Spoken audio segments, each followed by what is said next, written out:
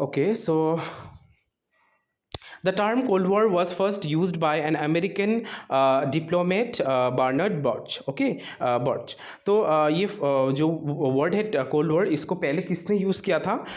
It was used by Bernard Birch and later this was popularised by. तो यहाँ पर दो चीज़ जानने का बहुत इंपॉर्टेंट है। यू शुड नो दैट जो बर्नर्ड जो बर्च है वो कोल्ड वॉर को पहले यूज़ किया था और बाद में इसको पॉपुलराइज किया है। मतलब पॉपुलराइज मतलब इसको और भी ज़्यादा फेमस बना दिया है। उनका नाम है American that columnist that Walter Lippmann. Okay, अब यहाँ पर थोड़ा हम स्किप करेंगे क्योंकि ये उनके बारे में डिटेल दिया हुआ है तो वो ज़रूरत नहीं है। अब आते हैं कोल्ड वॉर का एक्चुअल जो मीनिंग है उसमें। Origin of the Cold War, how it was started. The rivalry between the two superpowers lead to the origin of the Cold War. During the course of the Cold War, the two superpowers were allied partners.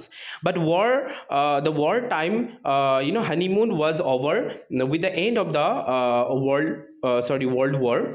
A new situation of high tension developed, and it was named as a Cold War.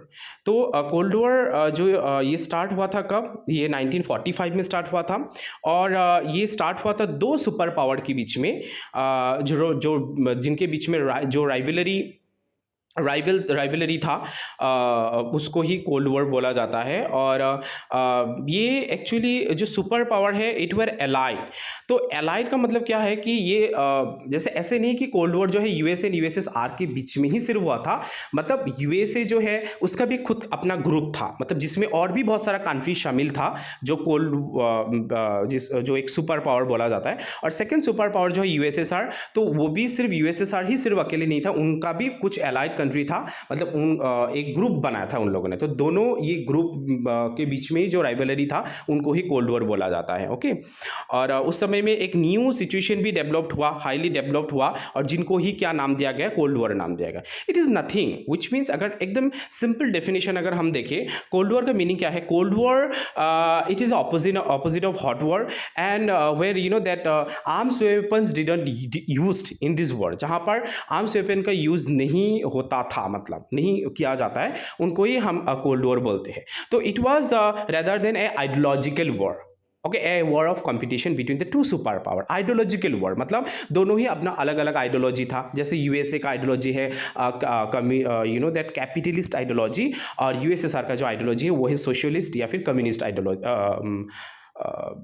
Ideology. तो USA का जो capitalist और USSR का socialist या फिर जो communist. तो इन ideology के बीच में जो डिफरेंसेस था और जो कंपटीशन था उनको ही कोल्ड वॉर बोला जाता है। Two superpower, you can see the second line, two superpowers became rival to each other, both had nuclear weapon.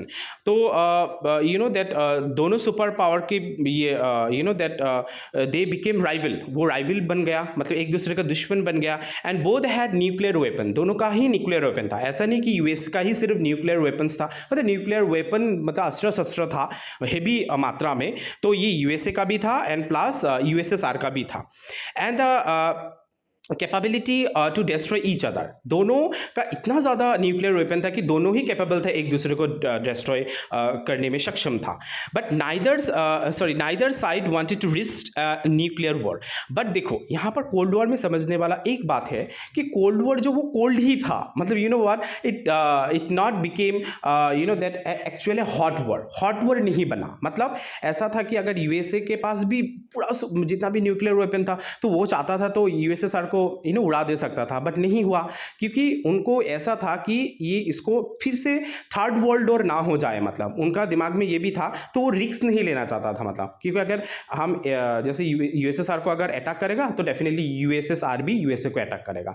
तो उन्होंने ये वॉर को एक्चुअली में ही एक कोल्ड जैसा सिचुएशन में रखा, मतलब इसीलिए इसको कोल्ड वॉर बोला जाता है। Okay, as both were aware of the fact that nuclear war would be that suicidal to them.